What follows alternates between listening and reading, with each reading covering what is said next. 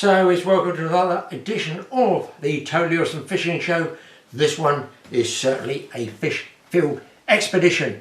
A man alone, solo, solitaire, alone. All those tag words that everybody copies. Glad I'm the first one to use them.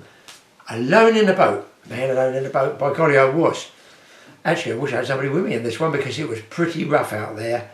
And here's the story. Don't go away. There's no shortage of fish action. Okay then, here's the story.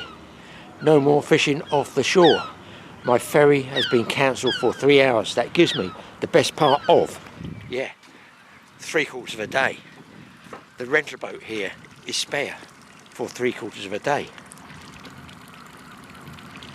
You don't need to be a scientist to know where I'm going. I might at last be able to get you some sort of fish. Fingers crossed, and I'm going to take a punt and have a go. Not a punt, I'm going to take a gamble. This isn't a punt, this is a boat. I'm going to take a gamble and see if we can't pull a bass. Fingers crossed, that would be something to close out with. And maybe even a pollock. So I'm going to be on lures first, trolling. I'll show you when I get out there. And the weather is pretty sweet at the moment. A little bit of a breeze. And look, there's a fisherman out already. Let me show you. Well, I'm out here. It's windy, but there's a change in the weather coming, so there's a good chop on the water. A little bit more choppy than I thought it would be. I've rigged up regular sand eel lure, 3 of them, one on a small rod, which I can only usually run 2.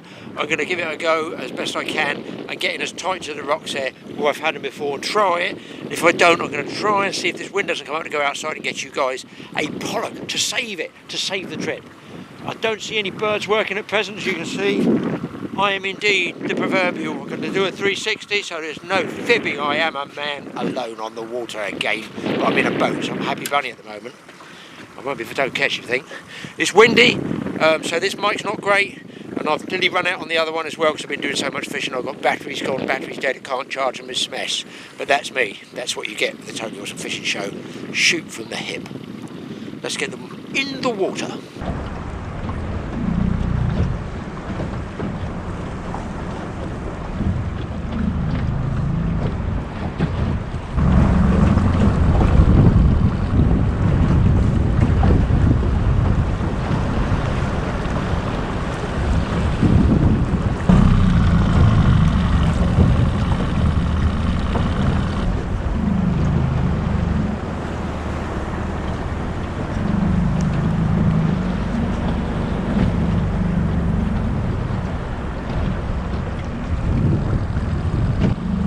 Don't know if there is any sound on this one, but going down the wind with the waves, you might need to go as slow as the engine will idle. Coming back against it, I'm going to need to go a little bit more power because the wind is going to kill my speed a bit, and then I'll be going too slow, the eels won't work properly, and then no fish. Of course, there is a little bit of colour in it still from that floodwater I had when I first arrived.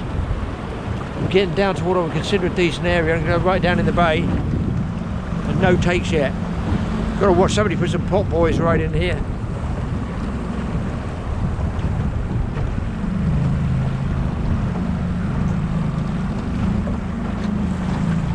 You can see there's a lot of jagged reefs that come out close to the shore in by these coves, some caves, so even here you think you're floating, but you've got to be a little bit careful, especially the rocks. If they're on a little ledge coming out, they generally keep running out underneath the water. But I'm trolling with the boat just in gear there, pulling the artificial eels, sand eels, up and down, hoping to achieve a natural motion and a natural speed, not too fast. Well, it's blown up a bit, a little bit more chop than I thought, a little bit more colour in the water. And I'm going to try and go out there. I've had no bass. I've been one big long troll down and one back. There's a guy spinning on the shore. Didn't see him catch a thing. He's casting into the wind, so he's not getting very far. So you can see where I'm up against what we call the lee shore here. I'm going to try and punch out there. If I get out there, I've changed the rigs to deep dropping, relatively deep dropping, and go deep trolling about 20-30 feet down with lures. So I've got to get out of here because I'm getting pushed on the shore. We'll catch up with you when we're next out that way.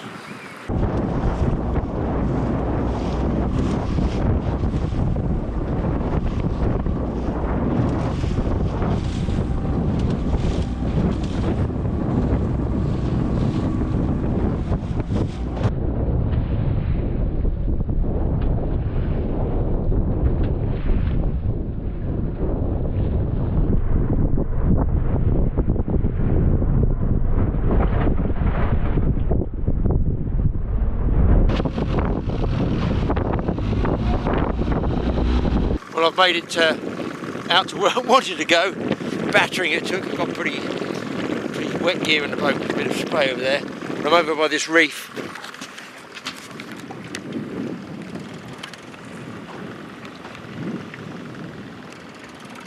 I can't even hold the camera still at the moment. But anyhow, take my word for it, it's a reef that I'm going to try for. Pollock, I'm hopeful, I am hopeful. Although the bastion, you know, switch on. I feel the pollock might in this rough weather, but I've got to be risking a bit of gear on the bottom. So I've got a shad on one and a regular on the other. I'm going to put Frank out. Frank 2, if anybody doesn't know what it is, Frank 2 is my Frankenstein rod that's made from a broken carp rod. A snap tip and a snap butt. Bosh, glued together. We're going to see if we can bust him apart and bend him over. Let's get something on the water. I'm using a boom there, which is a French boom after a fashion. I lower it in the water about 6 feet at trace. Now then, this is what I call deep trolling.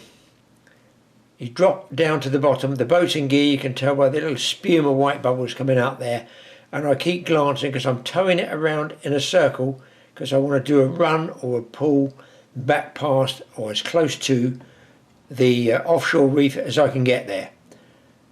Only when I'm on what I call a straight track to pull that past the reef, or when I hit the bottom do I drop it down, which is now the line spilling off the reel. Now this is important, hit the bottom, bang, straight off, 3, 4, 5, 6, check the drag, make sure a couple more pulls and it's off the bottom. Now I'm using no echo sounder, just judgment where the reef I believe comes out. I must have been really good at geography at school.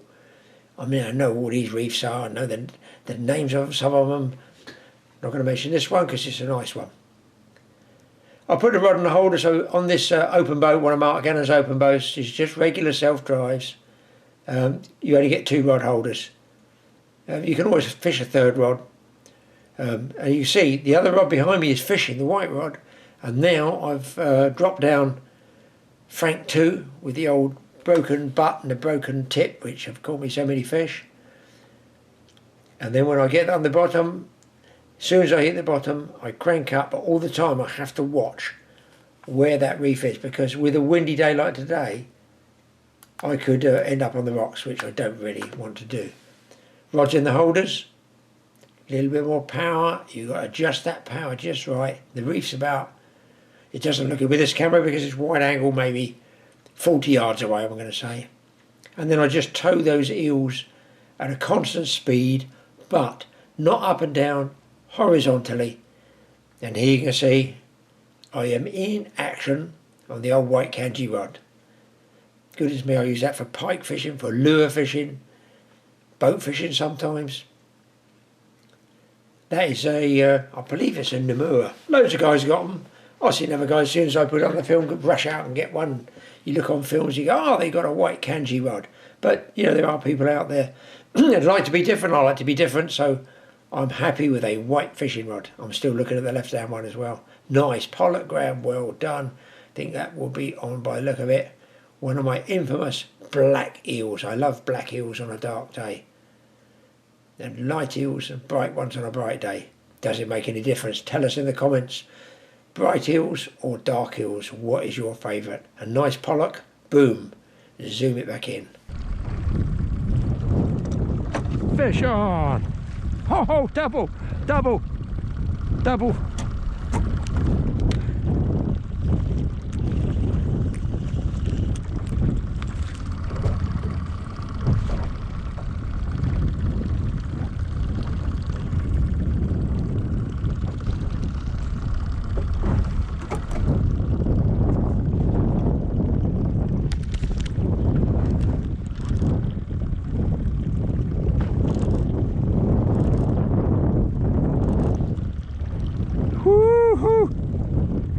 Frank is in action big time.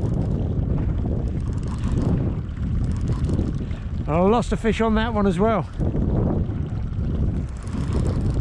I'm having trouble going across. The waves are pushing me into the reef, so I'm going to have to come up in a V because I'm losing steerage when I actually hook up a fish.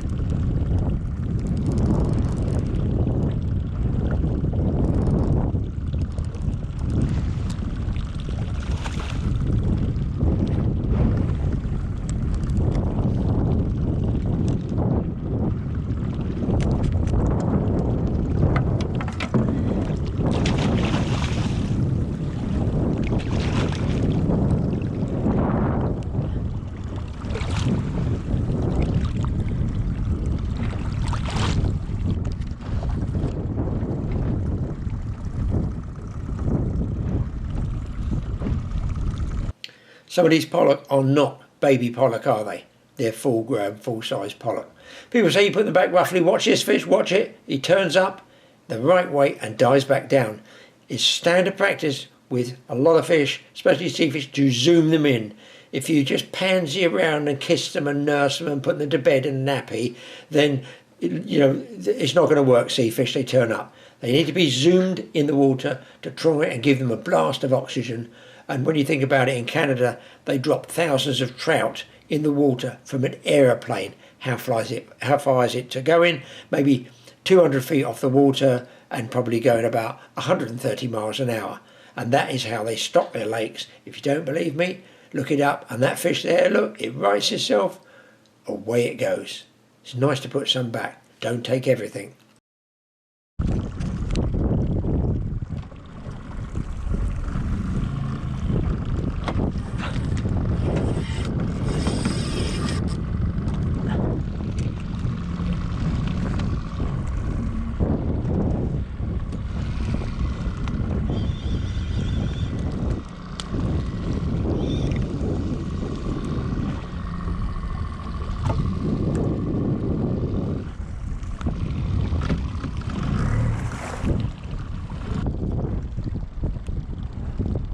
This one could be a good one.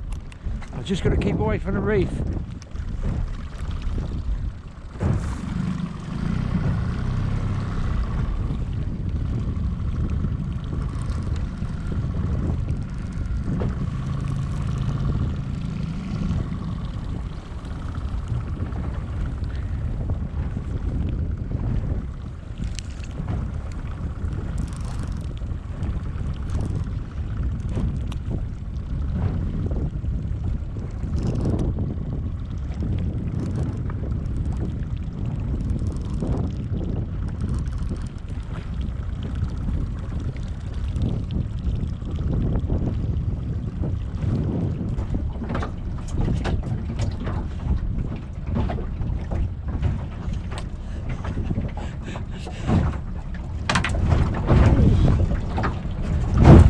That is a good fish.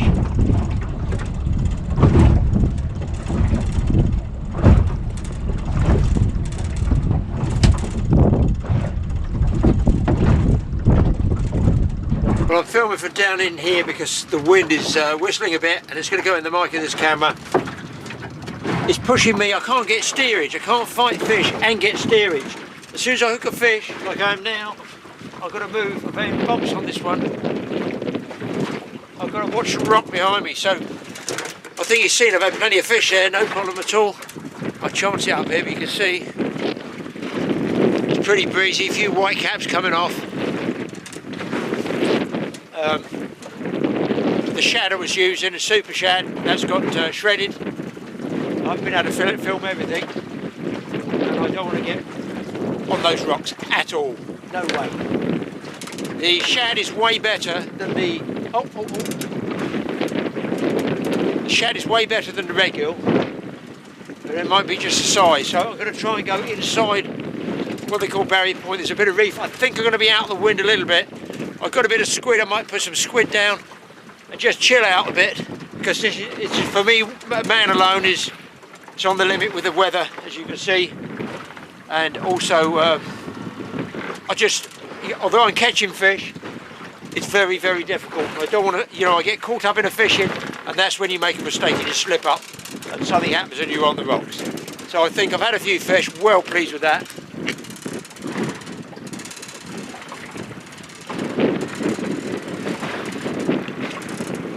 I'm going to try and get a bit of comfort inside.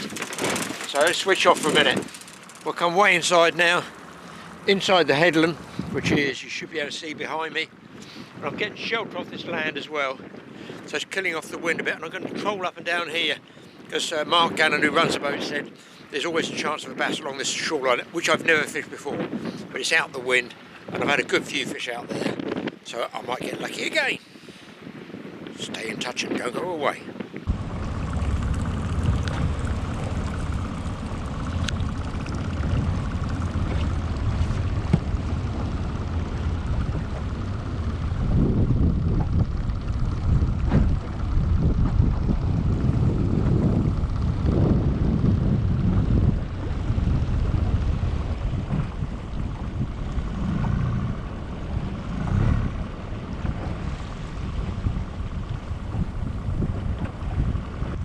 got a hookup, guys. Got a hookup. I don't know what it is.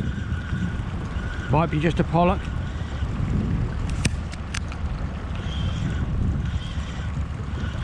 Closer into the rocks there.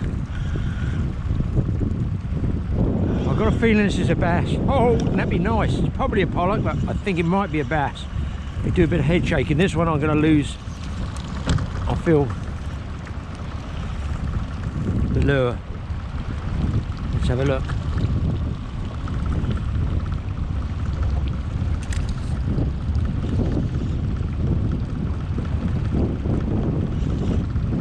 Bit deep for a pollock. Whoa.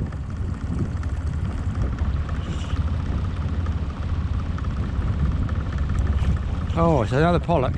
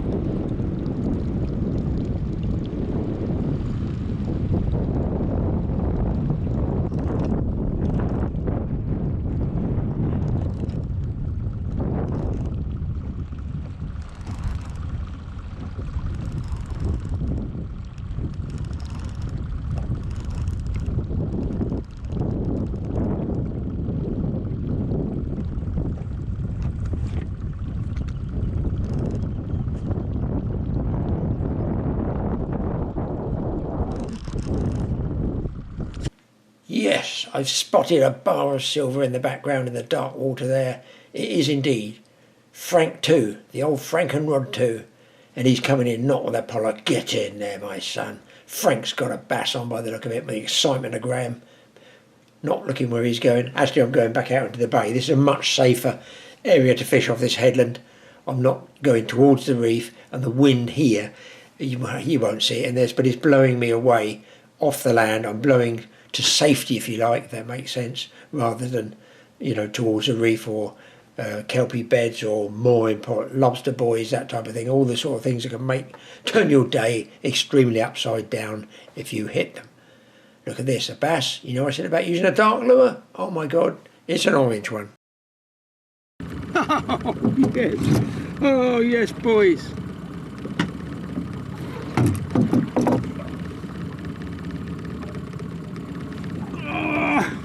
Look at this! Oh, what? That's a conger off the shore, 2 blanks, a bucket load, a boatload of pollock. Look at it, beauty. Well pleased, guys. Let's get it back. Could keep it, sizeable, but A, I don't want to get spiked, and B, God, he wasn't falling off.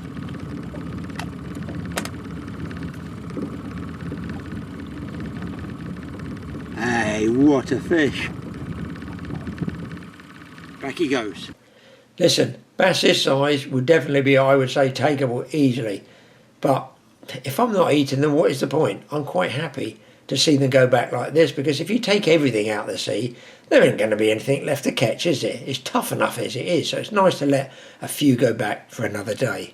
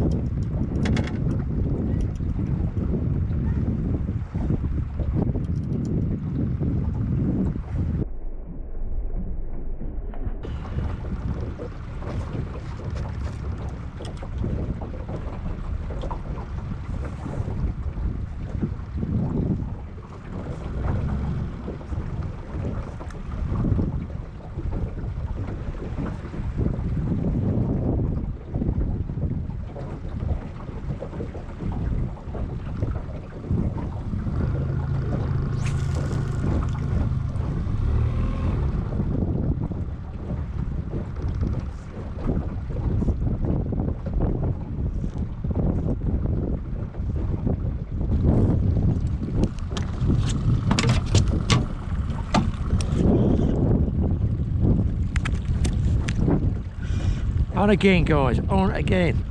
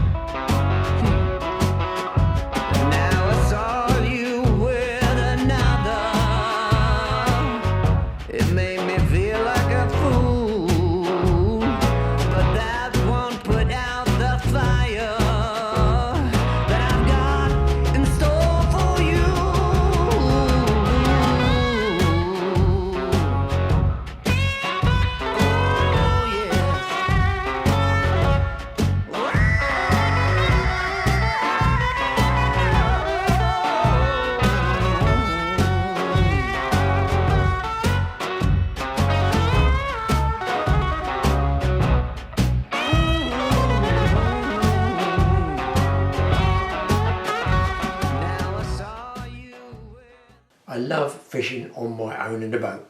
It's not antisocial. I suppose it is really. I just like fishing on my own.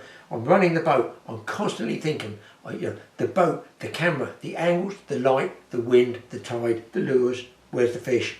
It's endless. Sometimes I go out and my day seems like it's been 2 hours and I've been out 8 hours. I get so engrossed of it. And now, 71 hopefully this year, I still get that engrossed in it. It's mostly sea fishing I get really engrossed in, I have to say, to be honest, because you're running the boat and everything's different. It's a moving medium you're working with. Anyway, I hope you enjoyed that one, but something a bit different now, just to finish out with. Once a year I get the chance to go out just outside the back of the kitchen door. They're harvesting the field, they're cutting it. It's normally mid-end of June, something like that. It's light. It has to be in a dry period, so invariably it's very good weather, it's warm. They've got to get this cut in a matter of days really. And of course, if they're cutting that big field outside my back garden, they're going to disturb lots of rodents and rats and creatures and shrews. That in turn, you there, wake up. Hey, wake up, this is important. That in turn, is that Smith? Is going to attract the raptor birds, that's right. Big Colin the Kite brings all his family from all over the bloody planet, I should think. How do they know to follow the tractor, the chopping machine and everything like that? They just do. Other than that, I normally have Colin and maybe 2 other kites here and that's it. This day I filmed there might have been 15 kites there and I believe some buzzards as well. And this is happening right outside my window.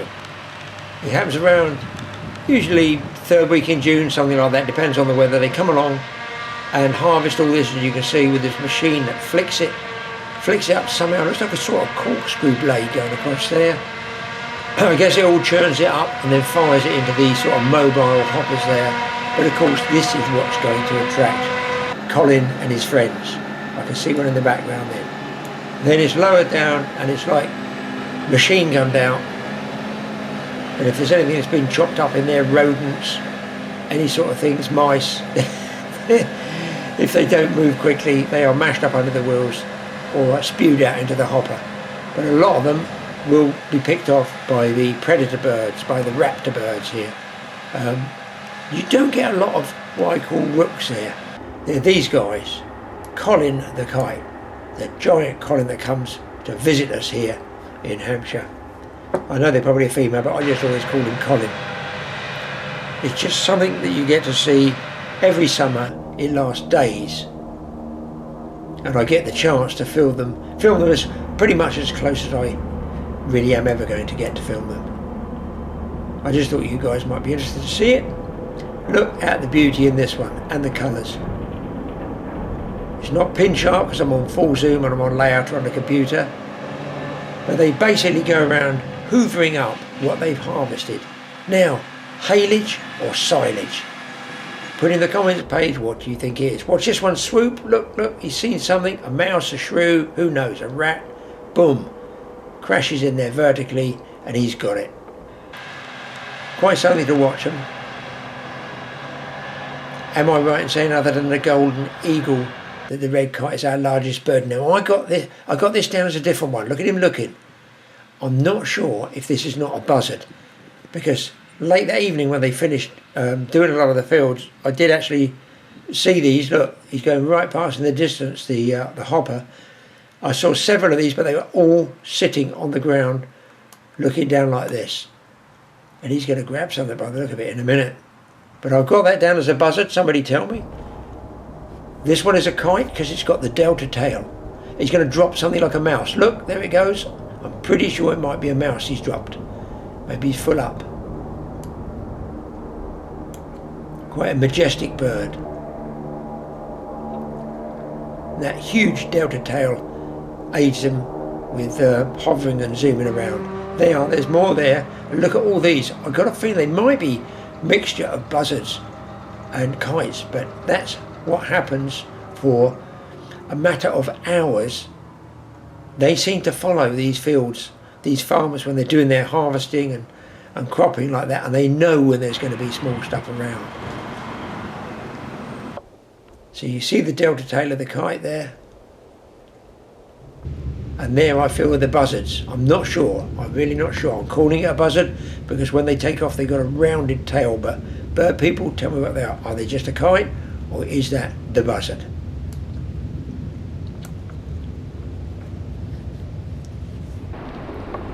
There you see when he's flying away, he doesn't seem to have the delta tail and he flies off into the sunset. They've got a dumpier body, a different way of flying, and a rounded tail at the back. I'm just fairly sure they might be buzzards. A different shaped body. But you birders out there, do please put in the comments what you think it is. Are these last few in the frames indeed buzzards, as I think, or are they just a kite? He's going to go right up in the bushes in a minute at the top of the tree and swoop up there. And there he goes. But of course there's nothing quite like seeing our very own Colin, the biggest kite in Hampshire. Thanks for watching, guys. We'll see you in the next episode. Can you hear my heart cry?